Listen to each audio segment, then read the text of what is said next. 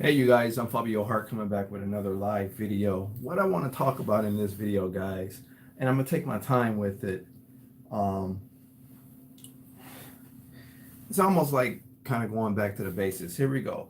Okay, I'm gonna give you guys a minute to kind of charm in to get ready. I took some notes, so you're gonna see me look down a little bit. And this is the exact formula that I used in the very beginning myself. It was a little bit longer than this. Um, but I'm gonna give you guys a synopsis on pretty much how I started and took it from one point to another point to autopilot to 1.2 million in revenue. Okay, so give you guys a minute to charm in. Let me get my other phone here. This is sure to go off here. I want to let me see.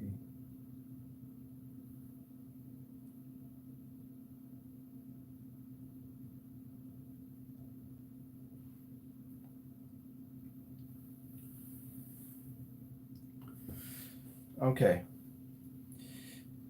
So again, what I'm going to talk about, guys, is how I autopilot my way into 1.2 million in revenue. So it's a little bit more. I took some notes. Like I said, I'm gonna give you guys a bit of a formula.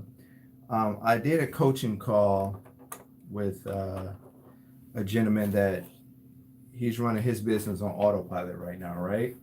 So what happened was he asked me, he said, "Well, Fabio, I know you operate in several different, states and stuff, but he said the problem that he's originally from New Orleans, right? And he have contracts in Texas.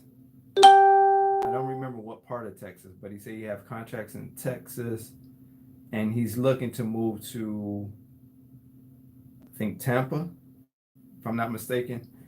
If you hop on, forgive me if I'm wrong with the cities, but anyway, I think he's from New Orleans, right? He's operating in New Orleans, right? And right now he live in Texas. He got a business going in Texas, but he want to jump from Texas to Florida. I'm gonna just say Florida because I don't remember the exact city. I think it's Tampa though. And but what he's saying is that he was losing contracts. He said, Fabio, I'm losing contracts in New Orleans, right, which is his home base, where he's from. That's where he started his business. So on the coaching, I won't go over any specifics because certain things that I do leave for coaching, but I felt compelled to go live and kind of talk about this and kind of give you guys just an overall setup of my thinking in the early on stages when I first started my business back in 2012. I kind of want to give you a synopsis of where I was at. My idea was I didn't want to be a franchise, but I wanted to move in a franchise like manner. Okay, I wanted to move in that manner because when they look at a franchise, they look at it no matter how shitty a franchise could be, they're looking at it as structure, right? It's a system, it's structure, it's kind of put together, it's professional. So I wanted to come off, I wanted to have that flair, right? So I wanted to have that franchise type feel, but move independently, right? Without somebody calling the shots over my head, so to speak. Okay, so here's the thing. Okay, so when I first started back in 2012, right, I sat down and I figured where I wanted to start, in terms of residential, window cleaning. I kind of figured out where I wanted to start. Okay, now initially when I first started, guys, when I first started my cleaning business, I started with residential, right? Because in my mind, I felt like I can get some houses a lot faster than I can get.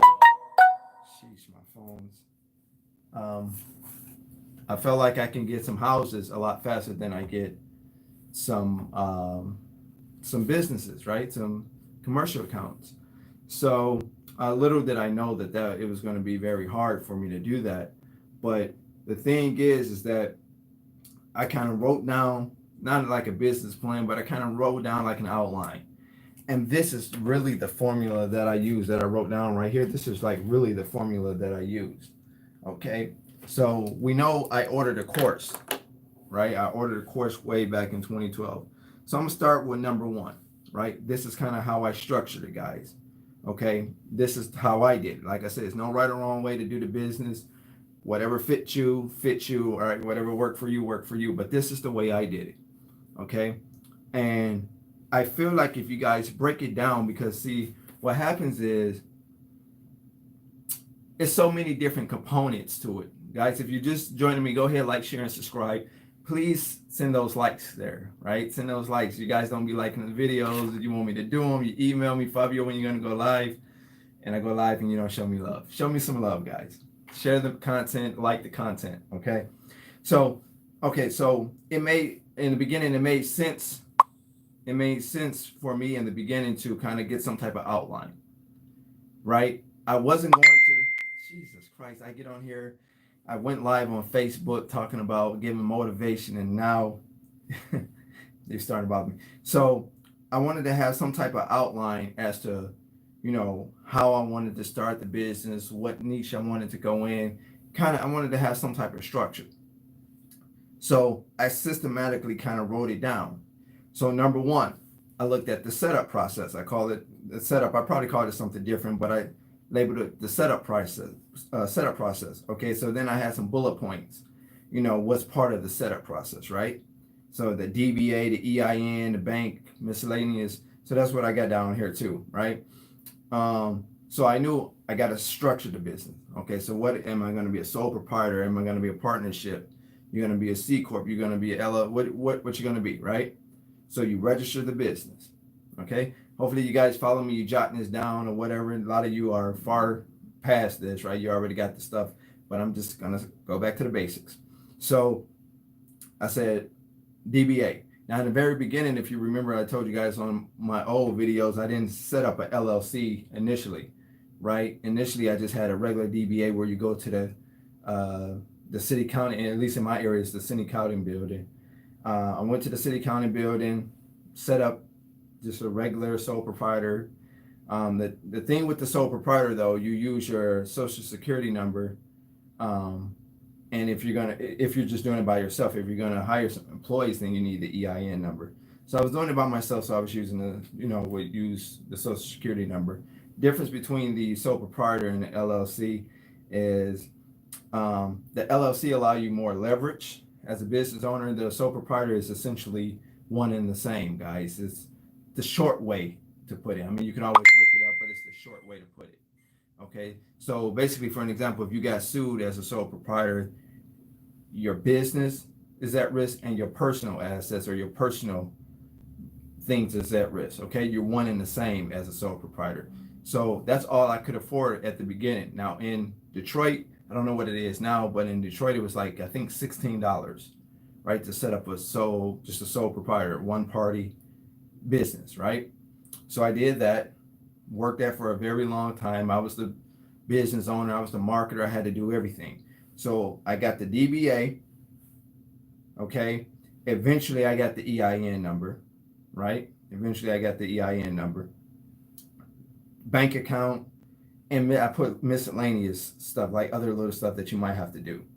Okay, that was number one. So you get the structure. Jesus Christ. So you get the structure out the way, right? You get the structure out the way. Whether you're going to do a DBA, LLC, or whatever, your EIN versus your social security number, bank account, whatever, right? Okay, so that's number one. Number two, my mindset. This is the way I was thinking back then, guys. And like I said, I kind of just wrote it down, put bullet points on it, wrote it down. Number two, marketing, right? Because I figured once I set up the business, everything is structured, everything is set up. The next thing for me to do is to do what? Get clientele, right? Get business. So I said marketing. So from there, I said, okay, what do I need for marketing purposes? What I need marketing with? So I'm thinking shirts, flyers, sales letters, business cards, the car magnet, I put wardrobe, in other words, like a nice shirt, button-up shirt, some slacks, nice shoes, right? Some new stuff. And then hiring. For me, that was all part of the marketing, right? Hiring. So with me being the sole proprietor at first, I wasn't so much concerned about the hiring. but I wanted to have a logist of how I was going to go about the hire, right? If I was going to do W-2s versus 1099s, right? So again, this was my formula, guys. This is my formula. So I'm giving it to you as I work my way up to running my business on autopilot, right? This is the beginning formula that I used. And you're going to see, if you guys kind of sit down and really think about how I structure, you will see where it'll make sense for you too. Okay. It might not go as crisp as it went for me, but it'll give you some type of guideline, some type of structure. Okay. So the marketing / advertising. Okay. Number three, execution. Okay. Execution. So that was basically how I was going to go about to get the contracts. Whether I was going to go, hey, Dion, whether I was going to go door to door, pick up the phones. I got flyers, door hangers here, right? I got an array of different things, right? So now how I was going to attract customers, right? What form of marketing was I going to use? Okay, what approach I was going to go. So in the beginning, you guys know I picked up the phones, right? I didn't have a script. I was just kind of winging it, right? Because I didn't know pretty much what to say. So the things that I did say was things that I thought, I should say, like I'm thinking like, why do I need a script? Like, it's just, I know I got to do a walkthrough, right? I did enough research early on. I know what I had to do. I know I got to get in. So I'm like, why do I need kind of like a script? So I just kind of winged the call. I kept saying the same thing. People telling me, no, they're hanging up on me. We got a cleaner. We okay. Call us back in 6 months. Call us back in a year. We under contract already. Like they were telling me everything. So I was getting frustrated. I was doing that every single day. Because at this point, guys, I had the business set up, but I was really too lazy to kind of.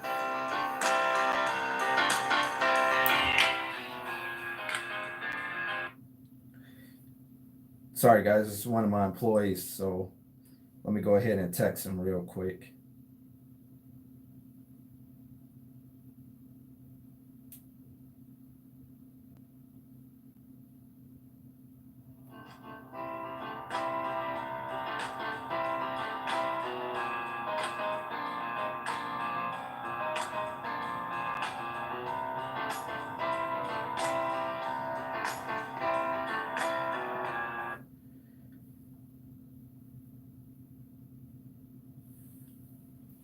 Sorry about that, guys. It's one of my employees. I'm gonna get right back with them. Didn't want to take the call on live. Okay, so I kind of forgot my train of thought. So I started with the cold calling, right? I wasn't getting no traction with the cold calling at all. Like in the very beginning, I was getting hung up on. Like I said, they was telling me they had people. So I was too lazy to go door to door or really kind of do anything else outside of the phones. I had a phone, right? It was just easy for me to just kind of flip through the yellow pages, start making phone calls straight from the yellow pages. That's what I did initially, guys. Okay. So I'm just kind of, again, I'm just giving you guys a synopsis. A lot of you guys are far past this. I'm just kind of working my way up of how I got things going on autopilot, how it started working for me to the point where I'm at today. So just follow me, guys. So I wasn't getting any traction with the making the phone calls. So I jumped out there in the field. Okay. In other words, I started going door to door. Now it was February 2012, really cold, in the Midwest region. So I jumped out there. I started going door to door. You guys heard my story. I wanted to get a contract in the first 60 days. I wound up getting in the first 90 days, right? Contract. Okay. So I'm going door to door. People telling me no, they have a cleaning company. They under a contract. Same thing they were telling me over the phone. But I figured something had to give. And because of my presence, because of how I am with people, I know, I was in sales, right? I was selling shoes for a sporting goods store. I did pretty well in that. So I figured I was pretty good with people. So I figured if I keep going, somebody's going to tell me yes. My first contract was like a chiropractor. Well, my first two was like a copy shop and a chiropractor office, right? My first contract was $300, right? So I kept going. I got 300. So I say, if I get another contract for $300 and I keep getting contracts for $300, this is my psyche back then, right? This is the way I was thinking.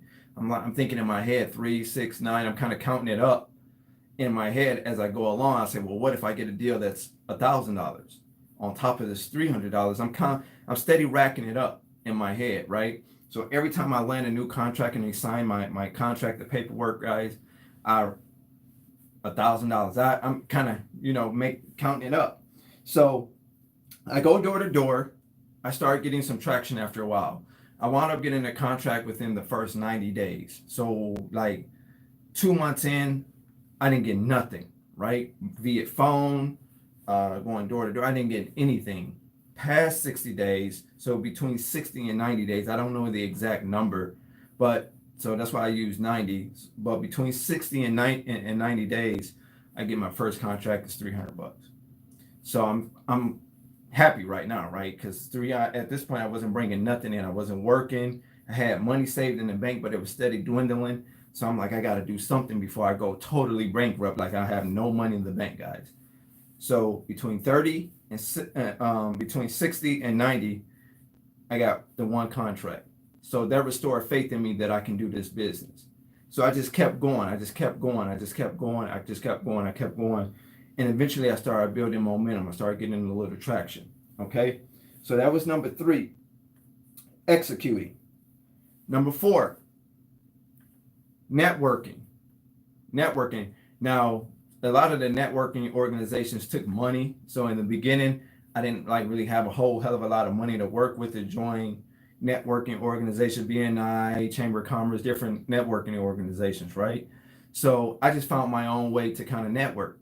So I would go to libraries, I would go to bookstores, I would congregate, I would go coffee shops, I would go wherever in my city I thought that I can go where it might be professional people, right? Where they might congregate, where I might see somebody that knows somebody where I can get a contract. And it actually started working. And what happened was I kind of built relationship with them, and then they would tell me who their dentist personnel is, right? They would tell me who they talk to for lawyers, who their lawyer are. They would tell me who their insurance agent was. And what I would do is get that information from just random people, right? I would give them my business card, we exchange emails, that type of thing. And that's how I kind of started building. That was like a slick way for me to network and kind of build some more motivation, some more momentum, if you will. I guess that's the best word for it, some momentum. So I would lean on that person. They go to this particular dentist, or they use this particular lawyer, right? I would get that information from them, and then I would in turn go and attack those people or solicit those people for business. And it started working. It wasn't, I'll be lying if I say it worked all the time. It didn't, but it started doing a lot better than me just kind of going door to door. So the networking thing started working. Okay. Now I have slash mentors, right? But I didn't meet my mentors until I started going to different networking events and networking meetings. The mentors that I use today, my $1 million mentors, to share so much information that I get today. I didn't meet them until later on, but I have it down here. So it was very good for me to have mentors. And then I put repeat and grow. So basically what that means, whatever I did to get my first contract, my second contract, I just kept repeating the cycle until I got more and more business. Now, I never said when it slowed down and I wasn't getting that traction, guys, what I did was kind of add more stuff to it. Now, I'm into low to no cost marketing, right? Low to no cost marketing. Now, you hear me say run your business like a presidential campaign, which I personally believe that's the way you should run your business. However, that takes a significant amount of money to run, radio ads, TV ads, flyers. It takes a significant amount of money to do that.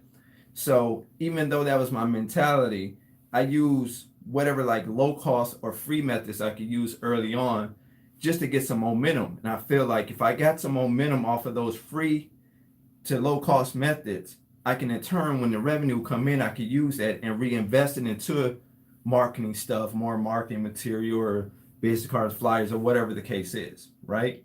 So that's why I have repeat and grow. Because if you repeat it, your business is going to grow, right? So I kind of gave you a short synopsis. I usually give a long detailed on the coaching. If you guys are interested in that, you're more than welcome to email me at Hollywoodjanitorialserv at gmail.com, and I can kind of give you a whole shebang as the very specific things that I did. I just wanted to kind of give you an overview, because here's the thing. I think you guys make it a lot harder, and I think what happens in your head is, and it happened to me, so I'm sure it's probably happening to you guys. I think what's happening in your head is that you see my videos, you see other people's videos, you know you can do it. The only thing is that you don't know how to take it from your head and make it a reality. You don't know how to take it out of your head and make it a reality, if that makes sense. So what happened is a lot of you guys kind of get stuck. You say, well, I mean, you can take all the notes here, right? But it still seems like it's a lot of work that you got to do.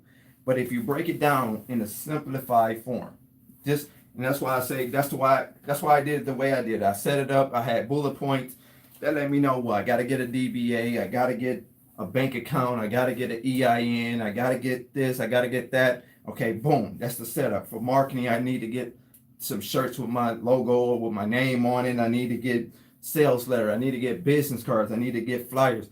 I need to get postcards, right? So I had different little bullet points. If you set it up that way, right? You set it up that way, it makes more sense to you, right? And it kind of give you an outline. Now, number 6, I said save and leave, right?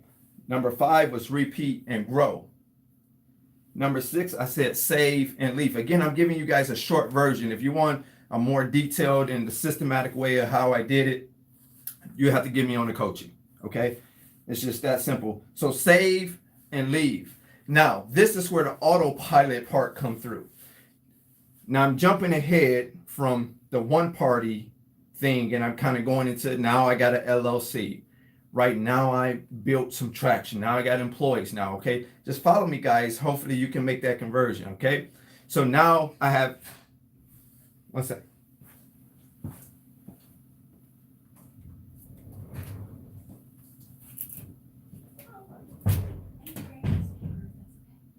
Sure, here, I can for you.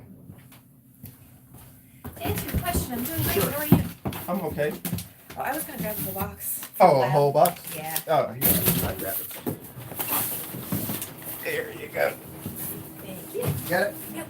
All right, ready? Mm-hmm. Can you see it from there? Okay. Oh, okay. All right. Sorry about that, guys. One of the personnel has come again, guys. This is like a huge type of situation. So they got other buildings, so they come down here to get printing paper. But let me see where I left off at. Okay, so now we're going from save and leave. Okay, so at this point I got employees now, right? So I'm got a LLC. I'm already operable. I got everything going. So now you guys want to know, how does that autopilot thing kick in? Okay. I'm gonna put it this way because it's gonna make more sense to you guys this way. And for the gentleman I did the coaching call with, I explained it to him this way so I can kind of simplify it, and maybe this might help you guys out. Here's the thing. A lot of you want to grow long, right? In other words, you want to have it on autopilot. You want to have your business on autopilot. And that's the goal, right? You want to be able to have it work on autopilot. But here, you have to have some type of structure first, right? You have to have some type of structure. You have to have some type of foundation, right? And without that, if you try to do it on autopilot, it's just not going to work. It's going to cause a lot of friction. In other words, if you don't have the proper training for your employees or your subcontractors or whatever the case is, right? There's no way that I would be able to keep running from Michigan to Ohio, from Ohio to Georgia, just because it's a problem here, it's a problem there, it's a problem here, right? So I have to have some type of system in place to help me when there is a problem that problem can be taken care of, if that makes sense. So the example that I use with one of my coaching students is that I say you have a McDonald's, right? You have a McDonald's in downtown New Orleans. Okay. I say, before you're going to grow that chain, you start up another store somewhere else in the city, you got to make sure this chain is this particular store itself is profitable, right? It only makes sense. So you got some structure there. It's running on autopilot. The workers are showing up. Everything is running like it's supposed to run. Now you're bringing in a significant amount of money, so you can take that money and then you can go and open up another store, right? That's on the west side of the city, right? So now you got one downtown and now you got one on the west side, right? So the one downtown is running by itself, like that's your main hub, right? So it's making a profit, it's making money, but you're not going to open this store. You're going to open it with the idea that you want to grow the chain, right? You want to grow the store, but you're not going to just open the store and then like less than a year, you're already trying to open up another store. I mean, you at least want to put a significant amount of time in this one store. So how does that relate to the cleaning business? The way I was thinking is like, okay, I need to build a significant amount of revenue up, because see, the business and the bills still have to get paid. Meanwhile, I still have to be able to pay myself in that other state, right? So that's how I was eating. People say, well, how was you making money? So I still get a salary from that, even though it's operable, it's running. I have supervisors, I have a field supervisor, I have managers, I have certain people that I designate. Again, you hear me talk about building from the inside up, right? So instead of hiring somebody from the outside, bringing them in, that's not really familiar with my structure, that's not really familiar with the sites, I will hire from within, right? I will bump up, okay? So let's say I got Crystal, right? Crystal been working for me been working with me since day one, okay? So now I hire Stacy.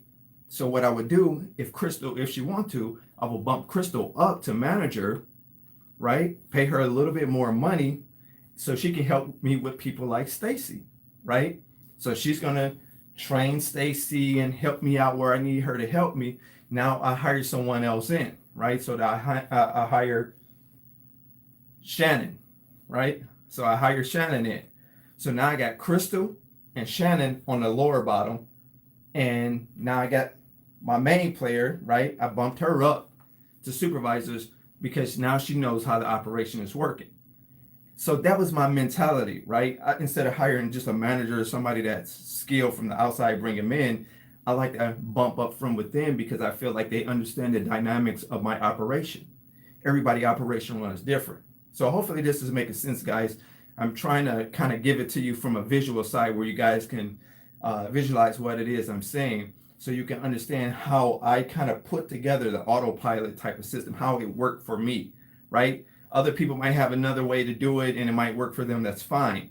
But I'm giving you guys how it worked for me, okay? So the employees is going to be your main reason why the autopilot works. The main reason, okay? The main employees, or I should say subcontractors, because some people got independent contractors. They don't have employees. They got 1099s. They got subcontractors, okay, or what they call independent reps or whatever. So you got to train them well, okay? You got to train them well. It's got to be a solid situation with them, because if it's not, what's going to happen is you're going to start losing revenue, losing accounts, and it's going to cause you, once you take off and move wherever, it's going to cause you to have to come back, because you're going to have to save what you already got going on. Meanwhile, you've already signed a lease in this other state. You already have a vehicle out here. You've already started the process of starting a business. And by the way, you guys know whatever state you go to, you got to reset up the process. You got to get the bank account. You got to restart. You got to get the LLC, or you got to, get your sole proprietor. You got to start it all over again. Okay, so that's for those that might not know. You got to repeat that situation. Okay, so here it is. You left the business behind. You think you got the right employees, you think you got the right managers, and now you go to take off. Okay, so you take off. Let's say it works for 2 months, 3 months. You feel good about it, but you're not checking in on a consistent basis. See, in the beginning, like you want to kind of check in because you want to make sure they don't have any questions. If they do, you want to have answers for them. You don't want to be putting yourself in a situation where you have to leave. In his case, he's from New Orleans. He live in Houston. You don't want to, even though it's not a far distance really, but it is kind of far to have to be making that trip just to check on some sites. You don't want to put yourself in a situation where you have employees working, which he does, but he's losing contracts, he said, right? But he live in Houston. He live in Texas. Now he have contracts in Texas. He say, Fabio, I want to move from Texas to Florida. I say you can do it, but you can't do it the way you want to do it if you're losing revenue and you're losing contracts in New Orleans, right? So now you got to go back to the main hub where you started the whole ship, and you got to get that situated. You got to revive that, right? Because what's going to happen is going to wind up being a domino effect. If you don't get it together in New Orleans, then you're going to lose the contracts in New Orleans, and all you're going to have is the contracts in Texas. That's why I say training is very, very important. Training is very, very important. If you watch my and having a system, putting the system together. See, a lot of you guys are focused on the wrong thing in the beginning. It's good to think big, but you have to think logic. It's good to think big, but you have to think logic, especially in the very, very beginning. Very, very beginning. Again, I like to use the baby analogy. Your business is a fresh born baby in the beginning. Okay? You're not just going to leave your baby with anybody, right? Because you got to nurture the baby, you got to feed the baby, you got to get to know the baby got to get to know you, right? You got to nurture the baby, right? And then as that baby grow, now you feel a little bit more comfortable because the baby is becoming a little bit older. The baby is understanding a little bit better, right? Same thing with your business. You can't just start your business and just think about, I want to take off and I want to go somewhere else. So like I told the guy I was coaching, that's in my coaching program, I told him, I say, well, if you're losing business in New Orleans, you're going to have to find a way to get back to New Orleans. Now he said he lost 2 big accounts, right? And he said now he has some of the little smaller accounts. I said, you have to go back to New Orleans because you want to make sure the accounts that you have now, you want to make sure that you're in good standing with them. And it looked like you might have to do some training. You might have to kind of shift some people around, let some people go, hire some people in, or you might just have to go back to New Orleans or you're going to wind up losing that business. Meanwhile, he has business in Texas. Again, guys, don't be so worried. I know we want to grow, and that's the goal, but kind of take that Fabio effect. Take the Fabio way. I stayed in a significant, I stayed in the area for a significant amount of time, and I built it up to a substantial amount of revenue. Again, I still paid taxes on the revenue. I still paid employees, business expense, and personal expense. Okay, because when I left, I didn't have a job, guys. You have to think, I operated in one point in Portsmouth, Virginia, and Virginia Beach, right? So that VA, okay, you guys heard that story. I sold that to a franchise. They cut me a check on the front end, financed the back end of the transaction, right? Okay, so now I don't. That's why you don't hear me say VA no more, right? So I don't have that no more. Okay, so with everything else, Detroit, Ohio, Georgia, again, I put it together like a well-oiled machine. But I have a good net. It's been into New Orleans next year. That's right, you gotta dream big, but be practical. Yes, dream big, but be practical. I'm only telling you guys what worked for me, right? It's not the all to the be all, okay? But you got to make sure you have a significant amount of revenue, unless you're going to get a job when you go to your new state. You got to have it making a significant amount of revenue here in your main hub because you're going to have to live off of that. So when I moved, I was basically living off my ATM card, guys, right? Because I was still getting a salary, but I was still making payroll. I was still making taxes. I was still taking care of miscellaneous things. So I was still making a significant amount of money. And I was checking in with my supervisors, right? Because you have supervisors. You're going to leave. Somebody got to kind of run the ship. Somebody got to kind of run the ship. Like wherever you guys work now, the owner isn't there. But the owner has a regional, there's a district, you know, the chain of command, so to speak, right? All the way to the store manager, right? Which is who you report to. And then your manager might report to the district manager or whatever, right? And then it kind of go up the chain of commands from there. That's how I work, guys. So again, your job, your where you work, the owner, he's not in there, right? He's not in there governing the supervisors because he's trained them. They know what to do. So he has a system in place. So if they have any questions, they know that they can go to the district. If the store manager have questions, then now they got to go through the chain of commands. They don't just call the owner. It doesn't work that way. It goes up the chain of commands, right? So that's the way it works, guys. Okay, so it's the same way with your business. It's the same. Now, you may not hire from within like I do. I kind of bump up because they already know the way I operate. They already know the operations, right? They know how I operate, right? So instead of hiring somebody from the outside, bringing them in, training them on, you know, what I want done, how I need to be done, and things like this, I'd rather bump up than I hire someone else in, and now me and that person to train them, and then I hire someone else in. Again, we keep training, right? So I kind of go on a one-by-one thing. I'm always accepting apps, but I don't hire just everybody that put in the application, okay? So that's why I tell you guys, always be accepting apps, always be hiring. Just because you're always hiring don't mean you're just going to hire all of those individuals that put in the application with you. But it does, you don't want to be in a situation where you at a panic where you have contracts and not have enough applications, right? You want to have, in my opinion, you want to have more applications. Do you do the hiring personally? Yeah, in the beginning, you have to do the hiring personally, okay? You have to, and to a certain degree, I still hire myself, right? I'll still do the interviews, right? Because I still consider my business, even though I have people doing certain things, I kind of like want to know what's going on. Like, let's take Ohio for an example. I have people working for me that I never met, but I also have people that I delegate that job to hire. Same thing with Georgia. I have people down in Georgia right now that I never even met, but they work for me. They're on payroll, right? That's because I'm not in those areas. So while I'm here, I want people to know who I am. I want them to know, this is how you do this. This is how you do that. This is how this works, right? I want them to get familiar with the operations. Okay. So in the beginning, yes, you will you will hire personally. Okay. But like I said, guys, I want to kind of give you guys the idea. This is how I built my ship on autopilot, right?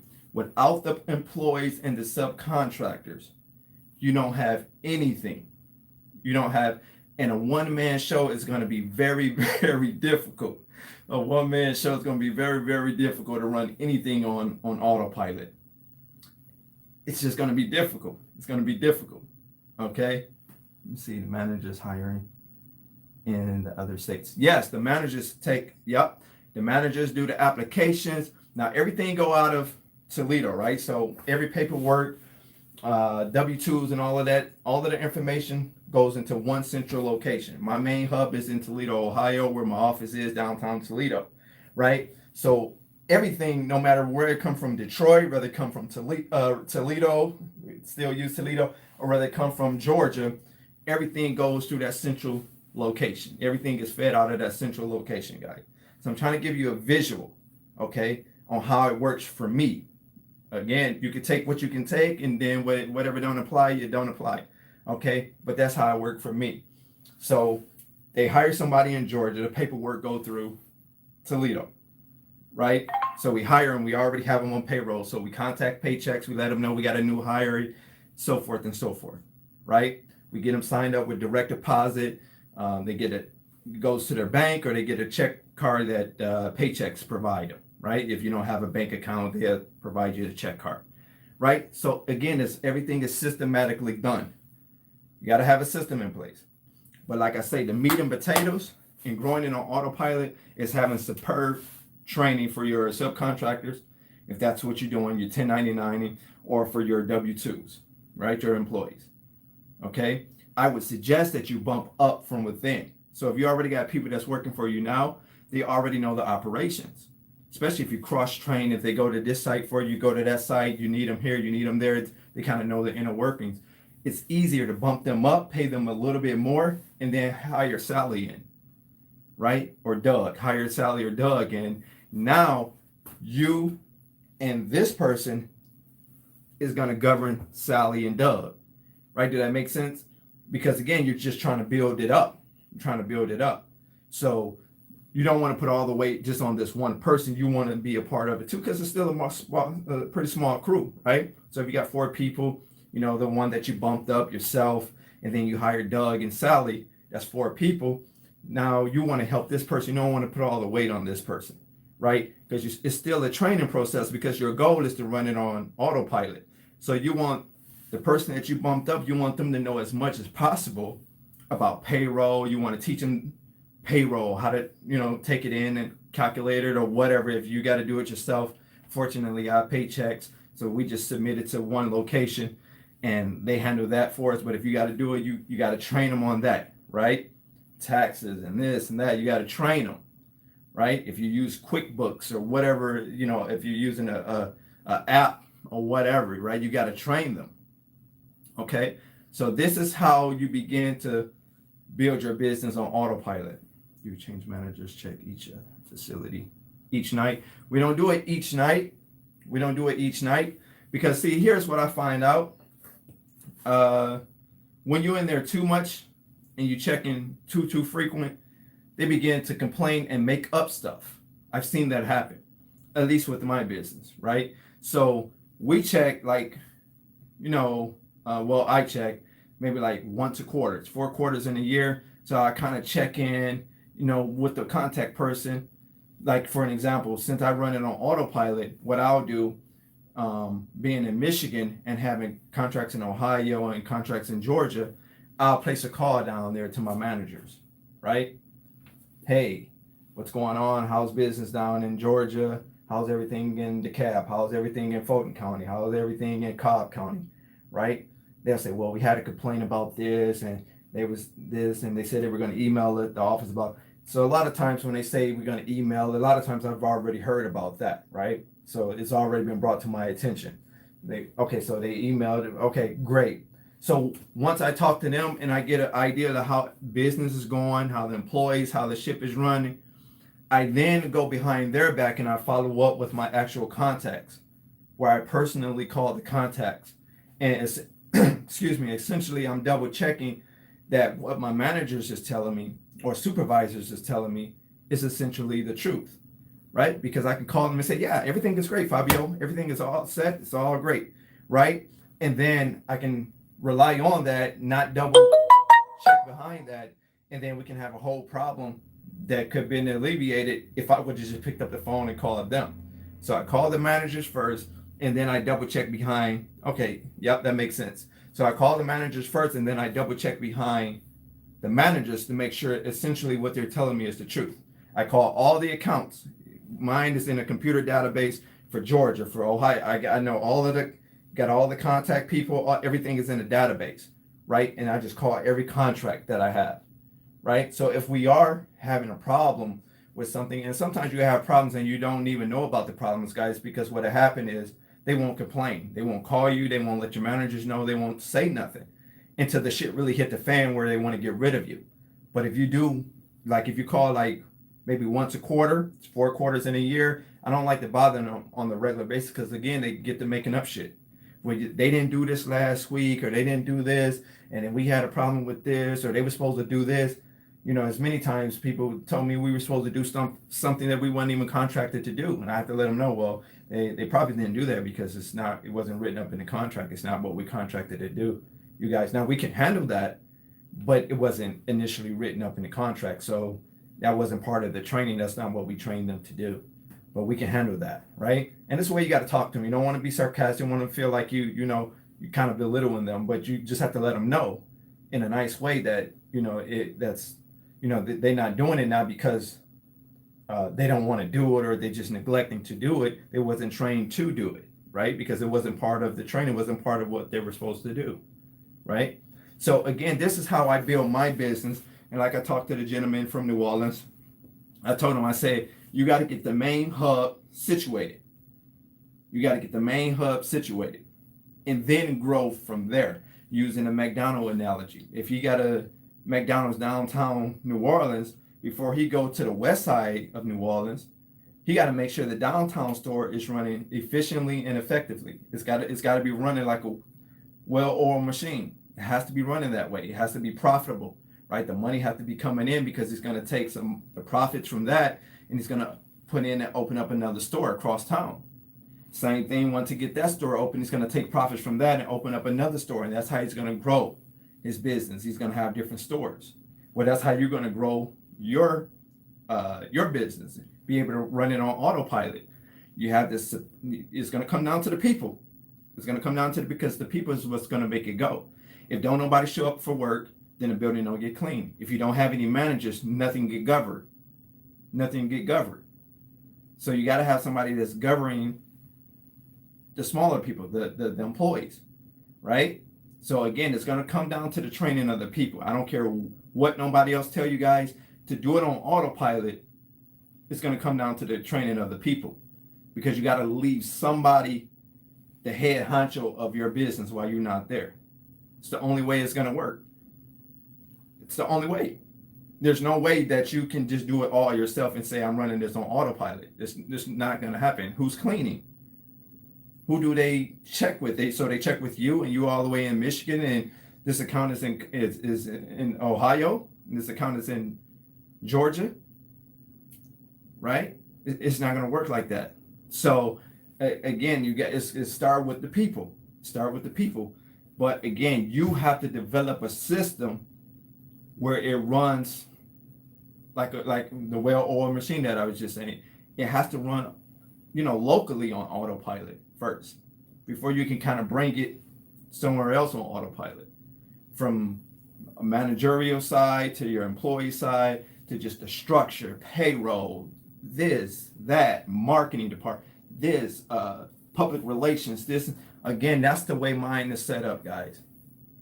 I do public relations. I happen to do public relations in-house. I don't have a publicist no longer. I had a publicist, but I got to the point where I know how to do media. I know how to get myself a story, right? So I don't have a publicist, but I build relationships with people where a lot of the stuff I can do is pick up a phone and make a call.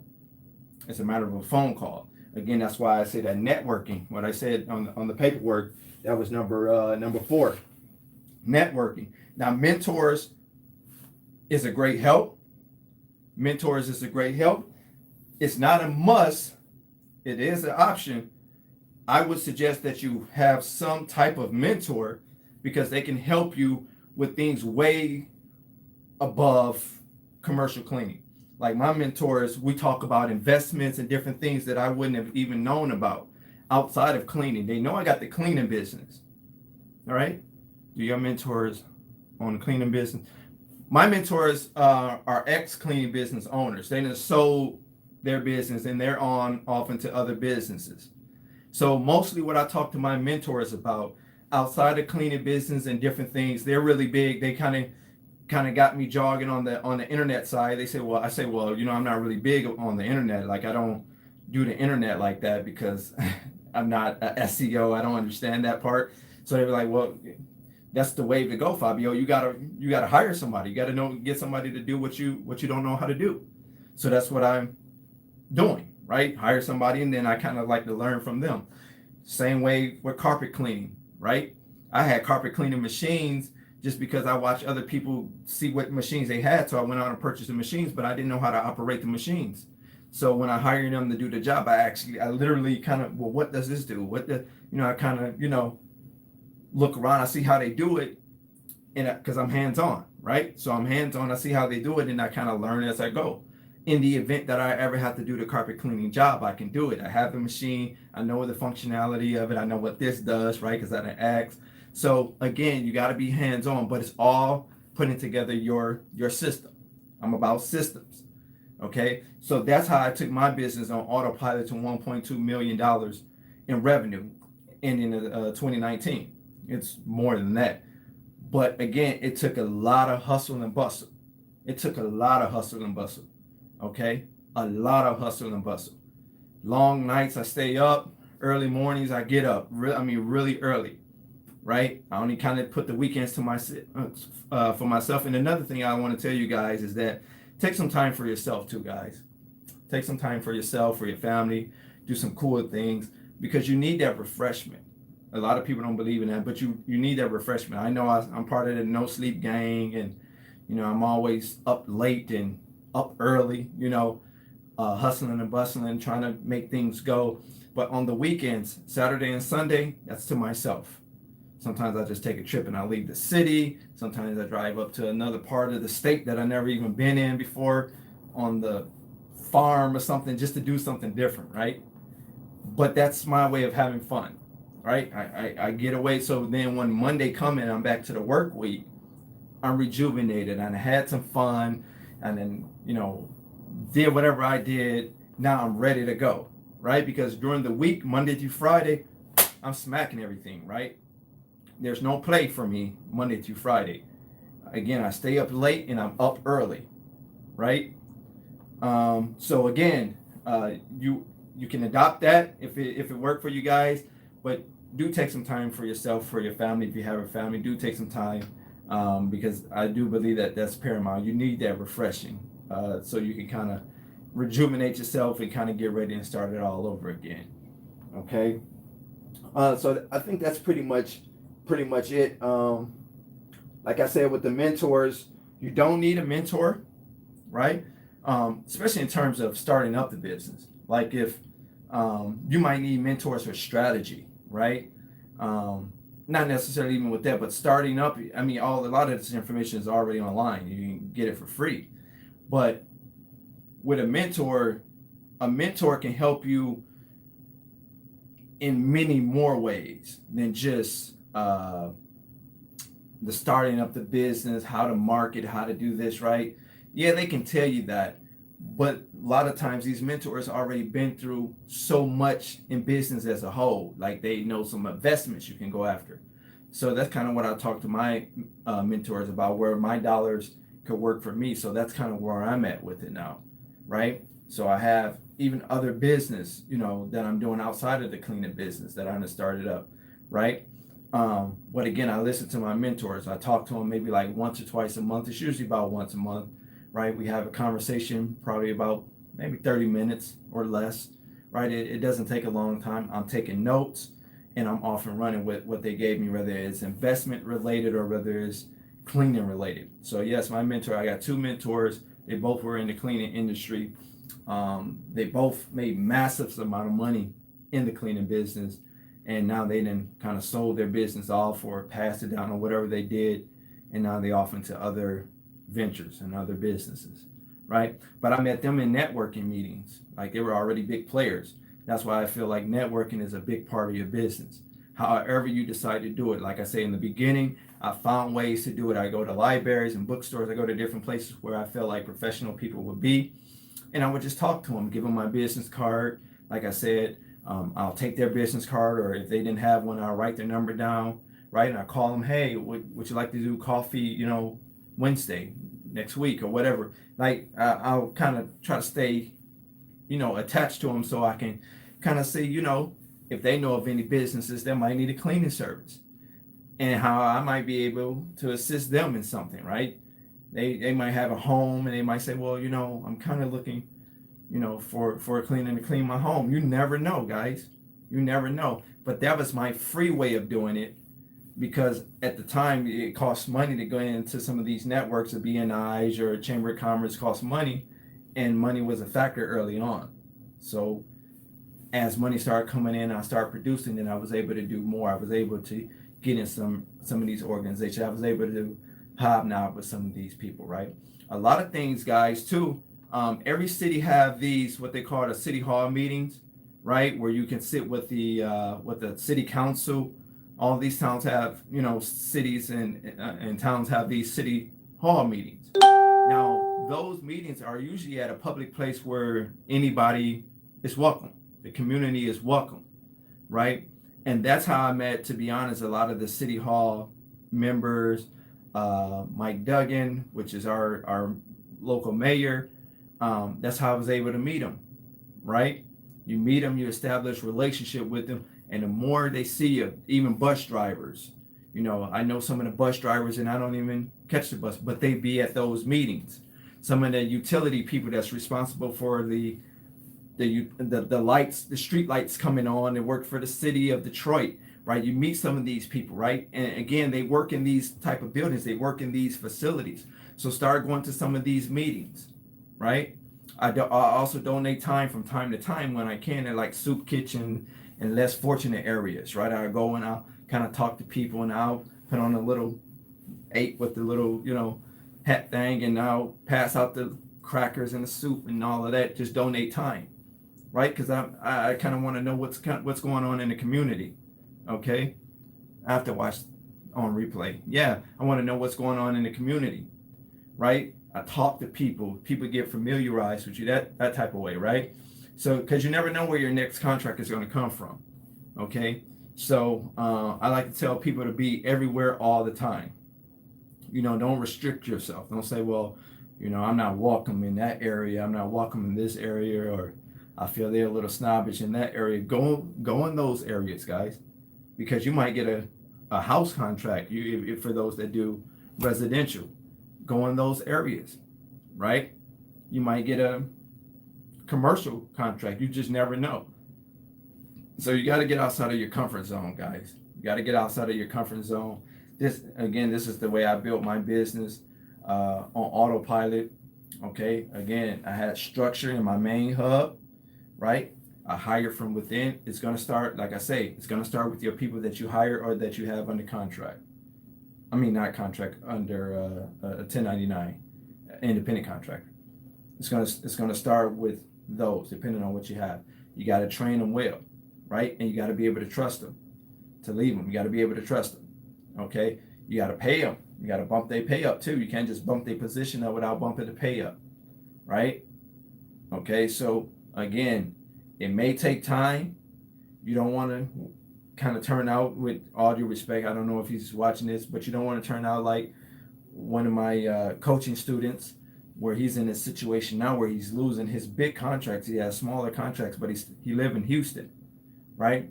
And he told me that he wants to move from Houston and he want to move to Florida. I think it was Tampa.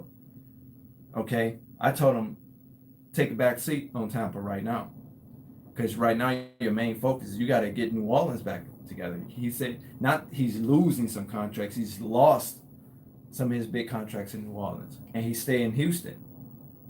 So either he's going to lose the ones that he have now because it's shaky ground in New Orleans, and then he's going to keep building what he has in Houston, or he's going to have to pull out of Houston, not necessarily leave, but he's got to go see what's going on in New Orleans, right? Now, don't get me wrong, guys. I'm not saying by me being out here that I don't lose contracts in Toledo. I mean, you lose contracts, right? But you don't want to get to the point where you lose it so much, because the more you lose, the more affect the bottom line, right?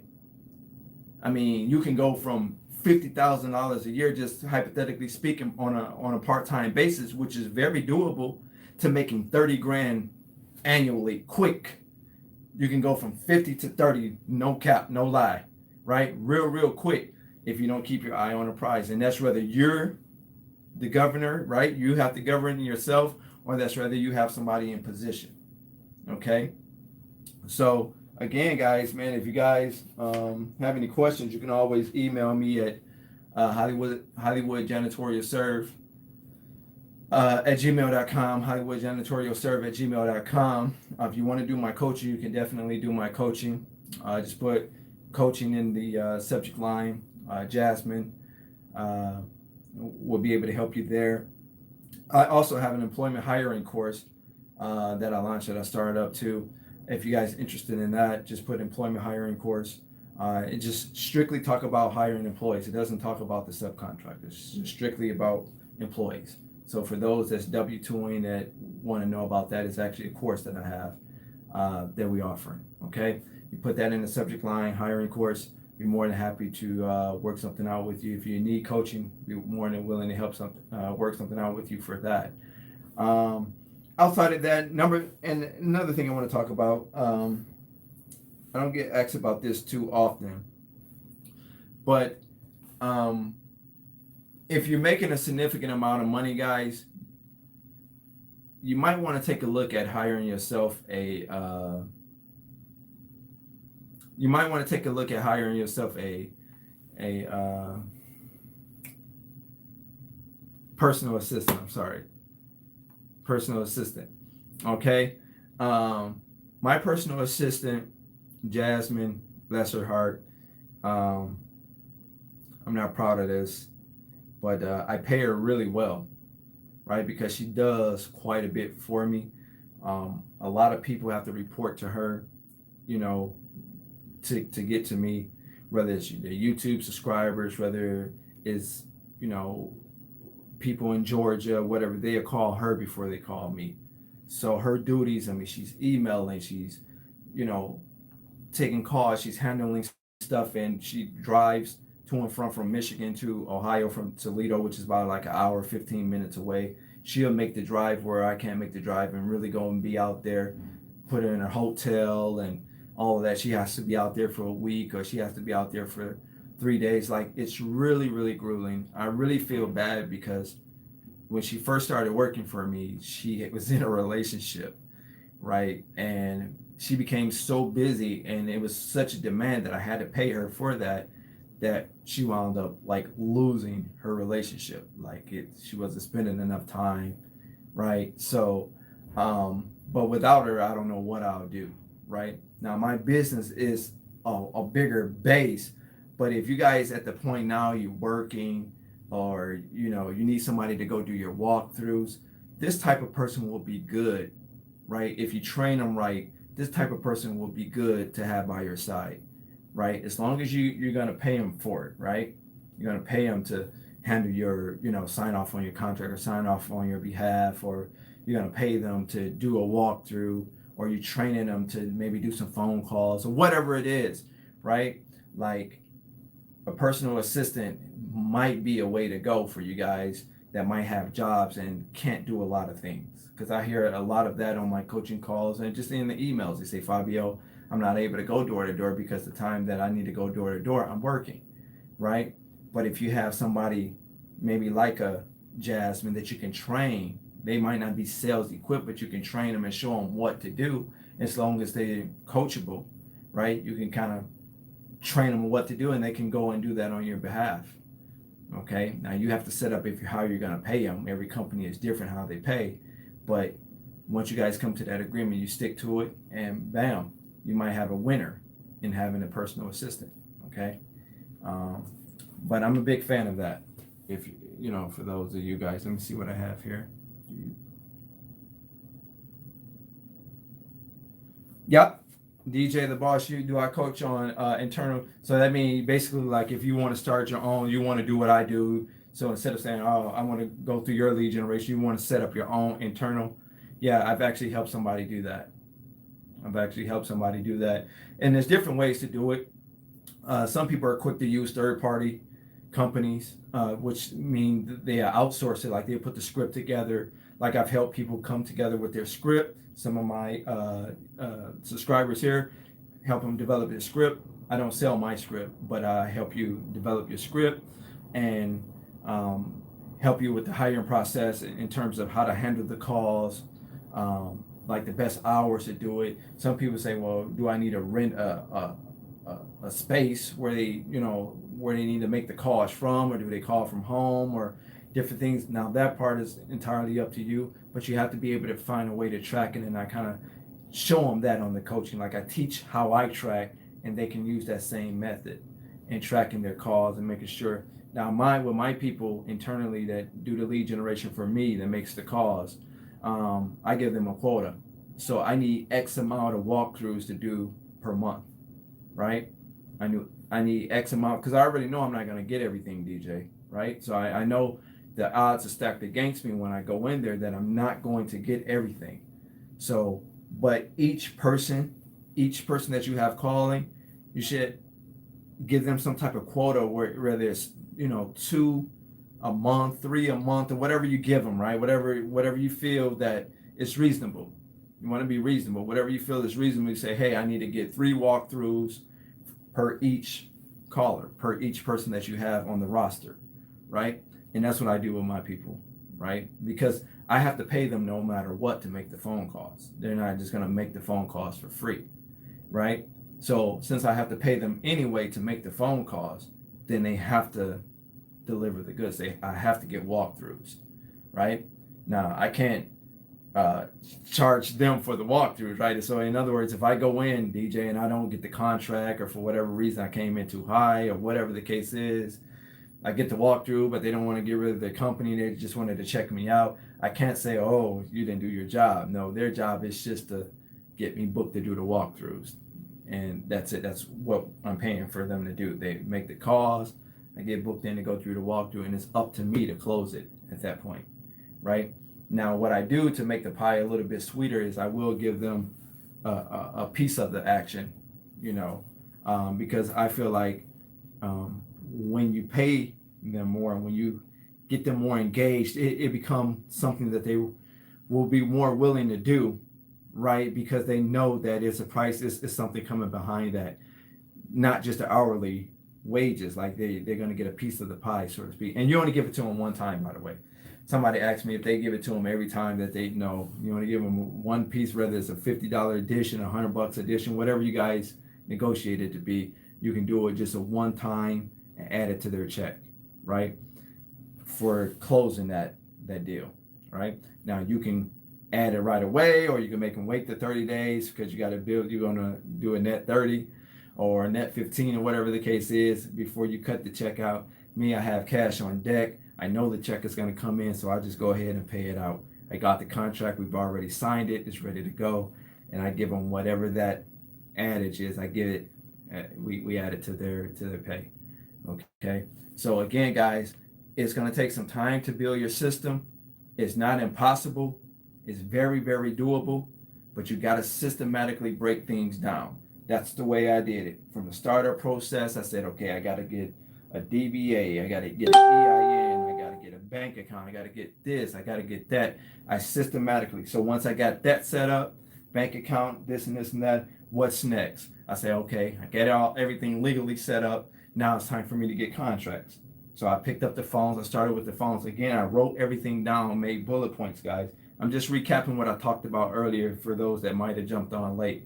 So marketing, advertising. I say, okay, I'm gonna get a shirt. They got my either like a logo or the company name, the flyer, the sales letters, business cards, car magnets. I put wardrobe on there, right? Because I wanted to get some new ties and some new little slacks and some comfortable walking shoes. I know I'm going to be walking and that type of thing. So I wanted to look presentable. So I put wardrobe on there. And then hiring, right? So I added hiring on there. But I knew I wasn't going to do that, but that's part of the dynamic, right? So I wasn't going to do that at first. I got to get contracts first. I got to learn these contracts. I got to be able to work them myself. You guys know I work my contracts in the beginning from 30 to 60 days before I put a body in there. And I just hire one person after another, right? After I started learning these contracts. I was always accepting apps. I was collecting apps, right? Because again, you want to collect apps because you don't want to hire off of impost. You don't want to have way more accounts than you have applications coming in, because then you're going to hire that first person to come in the door. You're going to give them a shot. And that person might be the wrong person for you. But you're going to hire that person because you need to put a body in there, right? So again, you want to have more apps. This is just my perspective, guys. If you guys doing it another way, cool. I'm cool with it if it's working for you, right? But this is the way I think about it. I like to have more apps coming in than I have jobs, because I don't want to hire off of impulse. That's how you wind up hiring the wrong people. Druggies, guys, they smoking on the job, they stealing, they doing too much, right? So you want to be able to evaluate these people, right? So you might have 5 interviews a week, but at least you got these applications. You was able to kind of really meet these people and kind of get a feel for them, right? Instead of hiring Doug, he's the first person that put an application in, and you need to hire him because you got to put a body in there. You don't want to hire off of impulse. So always have more applications. I personally feel always have more applications coming in than you have accounts, right? So it's better looking through a stack of applications than just hiring the first application to come in, right?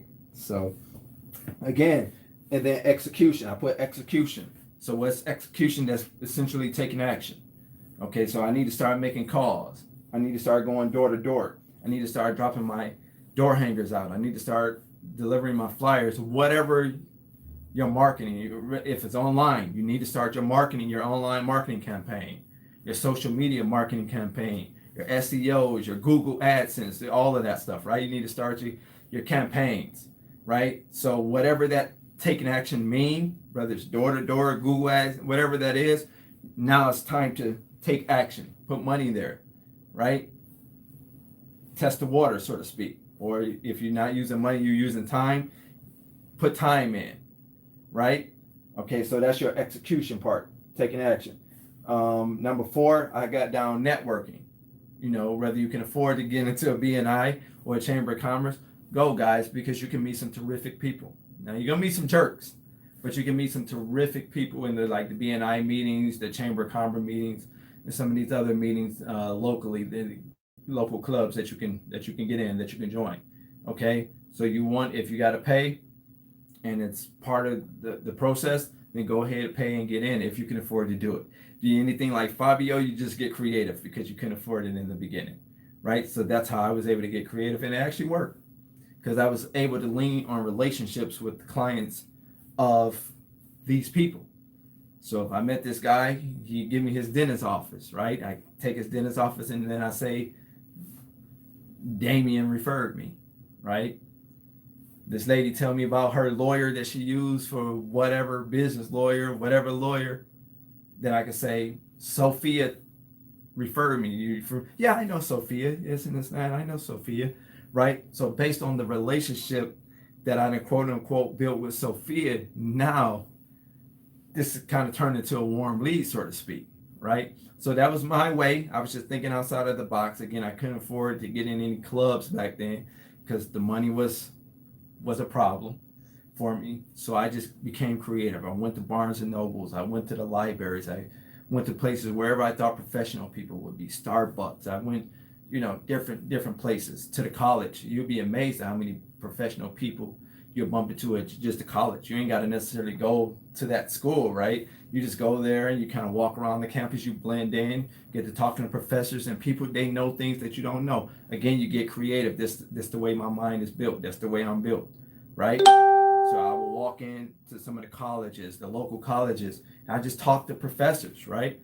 Hey, dude, can I get into college? Can I clean the college? Well, maybe I couldn't clean the college, but I might been able to talk to some professors or some teachers or some students that know somebody that I don't know. They might be able to put me in the right position, right? So again, this is just me thinking outside of the box, guys. And as my business grow, I continue to think outside of the box. I like to do things unconventionally, legally, but unconventionally, right? Because when you do things conventionally, you get the conventional pay. You do everything the way everybody else do it, you get the type of pay that everybody else get. You do things a little bit different, you become the Gates, the Zuckerbergs, the guys that do things just different, right? Then you feel like nobody can compete with you. Like people say, Fabio, who you compete with? I compete with myself. I don't worry about what everybody else is doing. And I know I'm doing something right when I get calls from franchises and master franchisers or franchisees, right? Calling me because they can't get into certain contracts or they want to know, what's up, or somebody told them about me and they kind of inquiring about what's going on, right? So they're not calling me for nothing, right? So again, guys, that's all I'm kind of want to get out to you guys. Build yourself a system, start slow. If you got to put bullet points for those that starting from the startup process. I have a cleaning company in New York. It's called Sweet. I've been watching your video. One of my mentors. Thank you so much. Famous Productions. Thank you so much. I'm glad I could, be a mentor. It's a lot of great, valuable information.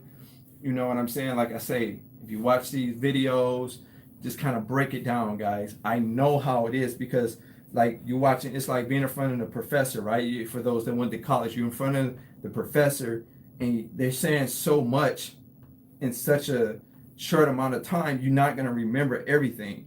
So when that test comes, you gotta wreck your brain unless you took great notes or you was recording And even with recording, it's like, what the fuck? You still got to like get it out of your head onto the paper, or out of your head from what I'm telling you into the workplace, into the field. You got to do something with what I said, right? But if you break it down, it make a little bit more sense to you. Like I was telling one of my guys that I coach with, I'd say, hey man, I plan my week out on Sundays. Sundays I plan the entire week. And I don't always go that way, but I got some type of guideline. I say with you, I would suggest you to plan your day the day before. So whatever you need to do tomorrow, you plan it today. Whatever you need to do the day after that, you plan it tomorrow, right? Because it might be a little bit more feasible for you to do that opposed to the way I do it, right? So that way, when you get up in the morning, how many times you got up, you say, you know what you're gonna do now, right? And I'm kind of rambling now, but you know what you're gonna do now. And then you go to sleep and you wake up and you're like, oh shit, what did I say I was gonna do? Damn, I gotta, what I gotta do? Man, I forgot what I gotta do. But if you would have wrote it down, then you would have been able to just wake up and grab your paper and say, okay, I got this to do. You can prioritize it, right? You say, well, I know I'm not gonna be able to do this right now. This doesn't open until this time. Okay, I'm gonna do this first. I'm gonna do this. Okay, I'm gonna do this. I'm gonna do this, right? And then whatever you don't finish on the list, don't panic. You still got the next day. So you just add to the list. You see what I'm saying? So whatever you didn't complete in today's list, right? You just let the list roll over, and then whatever you got to do, you just add more to it. Okay? We mostly do restaurants, cafes, houses, but more restaurants because I use, let's see, a dishwasher. After I left the Army in 2017, started my own.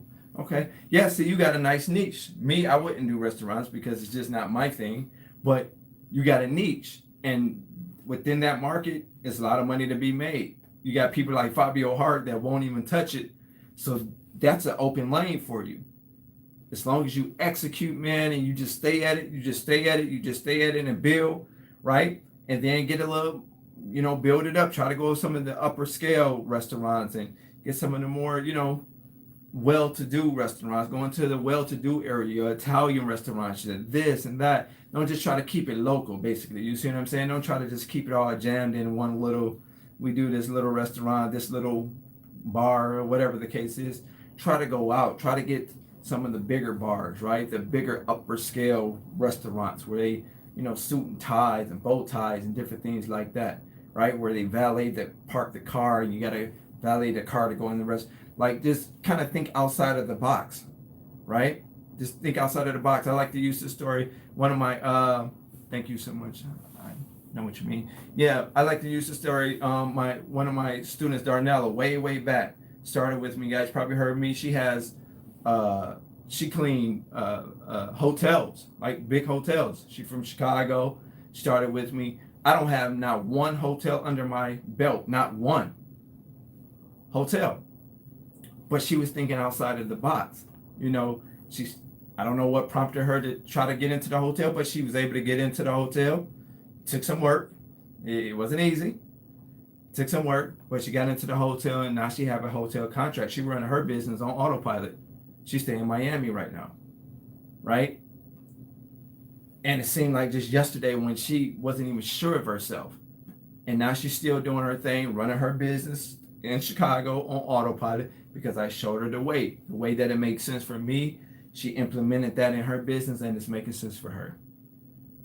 Okay? Now, again, guys, this is no set formula. This is not going to run smooth now. And I'm not trying to say, listen to me, hear me out, and it's going to run smooth. Okay? I'm just saying what I'm giving you is a basis. There's going to be turns. There's going to be hooks. There's going to be crooks. There's going to be certain things that's going to happen in your business that I didn't tell you about. And I didn't see it coming to tell you about it, right? It haven't happened to me, but it might happen to you. You say, well, damn, Fabio didn't say this. I may not know anything about it. It's a business, guys. It's a business. It's going to be bumps. It's not going to go smooth, right? You're gonna have those challenges where you gotta, you're gonna have contracts in other areas. You gotta make that long drive, or you gotta catch that flight, or whatever the case is, because you chose to run your business on autopilot. You chose to have business here, business there, business everywhere. You chose to have it like that. Okay? Working. Yeah. So again, guys, like I say, this is just the formula that works for me. Okay? You can take what you can take from it. If it worked, cool. If it doesn't, it doesn't mean that it doesn't work. It just doesn't work for you, right? So once again, guys, if you want to email me, if you guys have any questions, I'll be more than happy to entertain the questions. But this is the way I grew my business on autopilot up until 1.2 million in revenue in 2019. I was so excited. I met my goal, but I was hustling and bustling. It took a lot of work. I got a lot of bigger contracts. I wasn't scared to go into buildings that look intimidating, right? Again, some of you guys give up. They say, hey, you got to talk to corporate. Talk to corporate, guys. Talk to corporate. Because you could get one corporate account that you'll be cleaning all of the businesses in that area, right? One corporate account, right? So yeah, you might have started with this business. Now they say, well, yeah, in order for us to hire, you got to clean all 7 stores, or you got to clean all 5 locations, right? That's a corporate account. That's a corporate account. But sometimes when people say, well, you got to call HR, you got to call, not HR, HQ, you got to call the headquarters, you got to call corporate. Some of you guys get, set back from that because you're like, I already know they're not going to hire me. I already know they're not going to hire me. So you're like, okay, ain't no sense in me like trying to go after that contract because I know they're not going to hire me anyway. That's not true, guys. It's not. I swear to God. I'm no different than you. I just think a little bit differently than you. I'm no different than you. I just think a little bit differently than you. And I'm really sure of myself when I go into these places. I'm really sure. When they set up on the lead generation, they set up for me to go in and do the walkthroughs. I'm really sure. I go in with the notion that I'm going to get the contract. I don't think anything less. I listen to what they say, what their needs. I take great notes. I say, please allow me 24 to 48 hours to get the quote in. I usually get it in within 24 because I don't even want to wait 2 days. But I ask them for 24 to 48 hours. Okay? I go ahead and get the quote in. Sometimes I'm riding it a little high. Sometimes when they tell me no, another thing I like to do, guys, is I like to figure out why they told me no. So I can learn from, whether I can sway them. Maybe the price is a little too high. So if the price is a little too high, I can add something in to make it work for them, right? I might be able to upsell something in, and so that's not going to be that expensive for me to do. I can add that on, and they might say, yeah, let's do it. If you can do it for that, and you're going to add that on for that price, let's do it. See, it's little things like that you can do, guys. You ask them, well. They said, well, we're just not interested. You ask them, well, why aren't you interested? That you did the walkthrough. Was it the numbers, or was it something that I said that you may not have understood? Try to figure it out. You can do that without being pushy. That don't mean you trying to be extra, right? You just kind of want to know why they said no.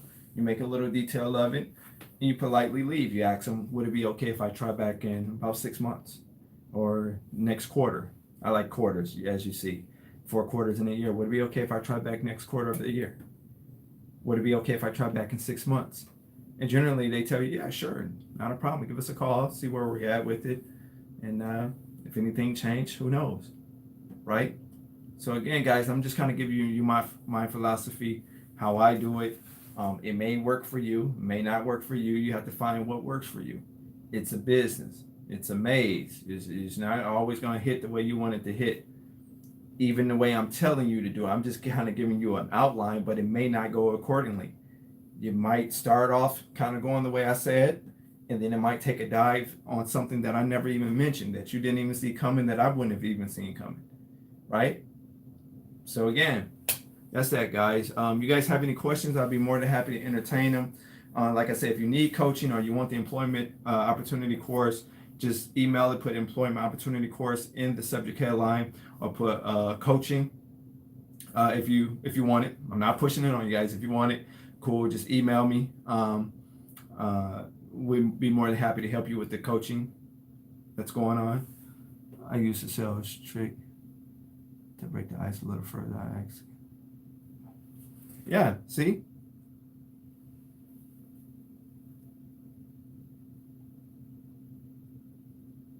See? That's what I'm saying. What DJ said.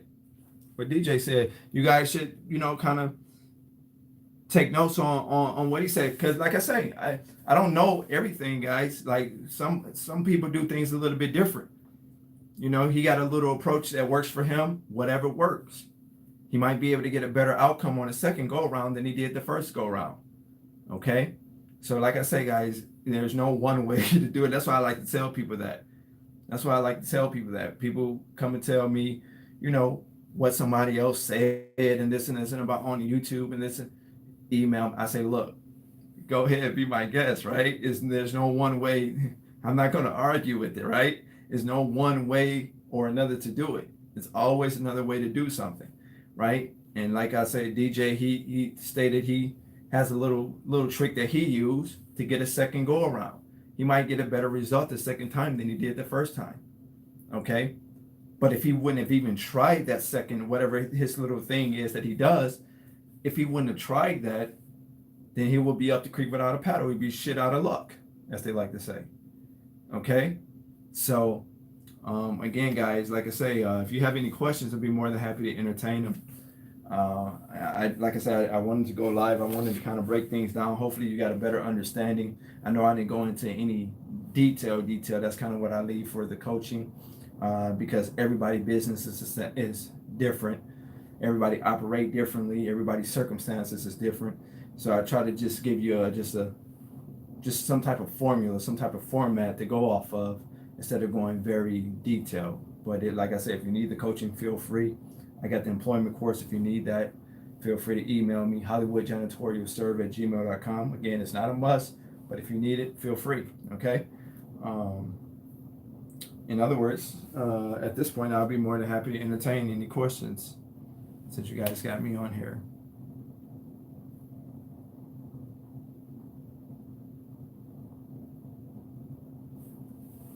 Yeah, let me see. Yes, I clean 15 employees. Okay. Trying to grow. Okay, famous. You can do it, bud. You can do it. Yep, you can do it.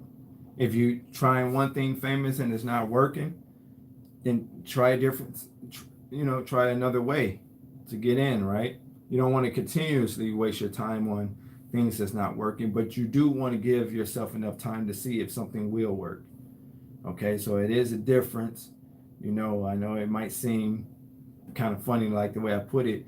You got to put time in to see if something will work, marketing strategy or whatever the case is, but you don't want to waste a whole hell of a lot of time on it if it's not working. You want to kind of move on.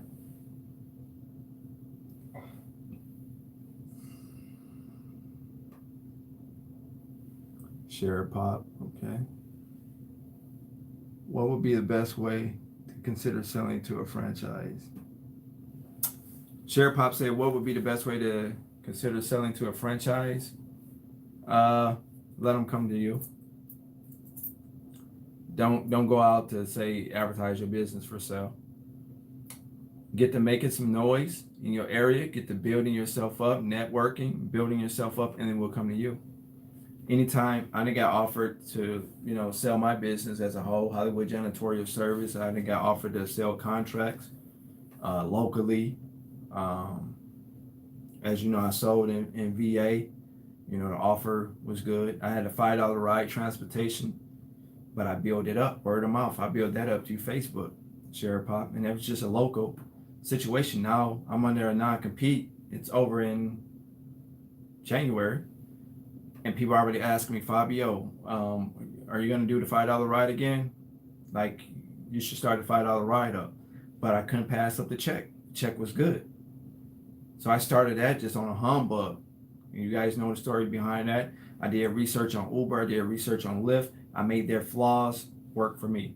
So I took their flaws, reversed it, had it work for me, and I was picking up a lot of people that used to ride through Uber or ride through Lyft. You know, people was like, "Oh, you should do Lyft, you should do Uber." I was like, "No, I'm gonna just do my own thing." I did it the same way. I broke it down the same way, guys. Everything is systematically done. I broke it down the same way.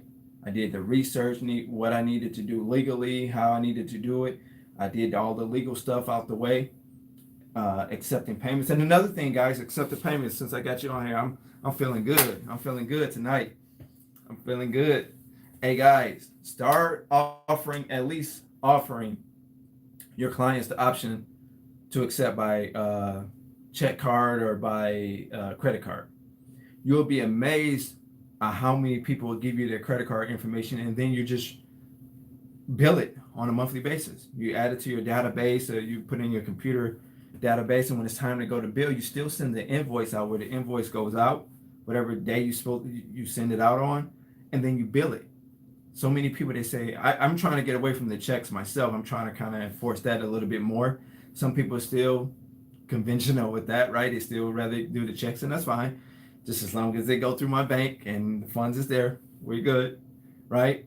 But I'm trying to get away from that because a lot of these people have personal and business credit cards or check cards, for their checking account, right? And you can just do it through an online portal. You can go through like Square. It's a lot of different ways that you can be able to accept the point. You get the app on your phone and get the little square thing, and you can do the swipe for the little cube, right? Or you can manually push it in, right? Get the app and manually do it, right? However you have to do it, you guys, you should be accepting or at least offering the opportunity to accept any ACH transactions. Okay, you should offer that. Okay, so do some research on it. Credit card processors, credit card processing. You can go to your Google Play Store and type in credit card processing apps or whatever. Just Google credit card processing apps and see what populate on Google, and just kind of read on them, right? Read the reviews, whatever you want to do. You can get the Square, whatever whatever. But you'll be amazed at how many people give you that information, and now you don't even have to talk to them. They know you're going to bill them on the first, right? You still send the invoice out when you send your invoice out because you got to invoice them, right? And they're not even worried about it, and you're not even worried about it because all you do is just kind of just like how the phone carrier do, T-Mobile, Sprint, Verizon Wireless, right? If you got your credit card, you just go ahead and bill it. Your utility company, if they got your banking information, Netflix, that's the one that I like to use. You don't have to call Netflix up every month and say, hey, I got a bill. You guys got to take the money again. No, they just automatically charge it off your debit card or off your check card. They just automatically charge it. And they do it every single month. You get to the point that you forget that you even have Netflix and that they even making a charge. They don't forget, but you might forget because it's such a small fee, $9, $12, whatever it is, right? Again, guys, that works a lot better because I get a lot of calls and a lot of not a lot, but I get my fair share of emails and calls where people say, Fabio, this person not paying on time. This person haven't paid me in 2 months. We're still cleaning. They're 2.5 months. I don't know how that happens. That had never happened to me. Like, I don't know how that happened. Somebody dropped the ball somewhere and you still cleaning and it's 2.5 months, approaching 3 months that you haven't gotten one check. But you'll be amazed at the type of emails that I get, guys. Okay. So like I say, at least offer that, guys. At least offer that. I'm gonna go ahead and let you go. I know, you guys probably about tired of me now. But like I said, if you guys are interested in the coaching, you know what to do. I believe my coaching is second to none, and it's damn sure worth it. If you want the employment opportunity course, just put that, just let me know, email me, Hollywoodjanitorialserv@gmail.com. I will put it in the description. And the only person that could ever stop you from starting up your own dreams and making it to the top is you. Take care, guys.